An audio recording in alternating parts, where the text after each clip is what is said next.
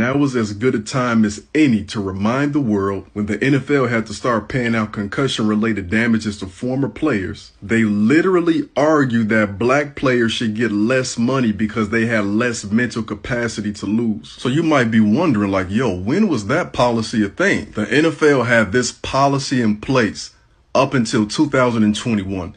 After they were sued in a civil lawsuit. I need y'all to understand what this means, y'all. The NFL decided to give former players who were black less money in concussion settlements because they believed that black players or black people in general started with lower cognitive function, meaning that their presupposition was that black folks were inherently and genetically less intelligent than white folks. They started giving out money for these concussion settlements. White folks were qualifying for awards at 2 or 3 times the rate of black folks. I'm not going to go into great detail about this post right now, but that's because I want you to tune in tomorrow on YouTube on the Life, Language, and Lyrics podcast, Neuro News Edition, as Anna Williams and I go through talking about racial bias in the NFL associated with concussion testing.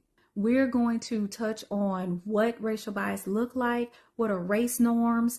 We're going to talk about health disparities, and we're going to go through the stories of Kiva Henry and Najee Davenport to give you a little more insight on what they were actually experiencing and what was happening with them when they tried to get support through the NFL.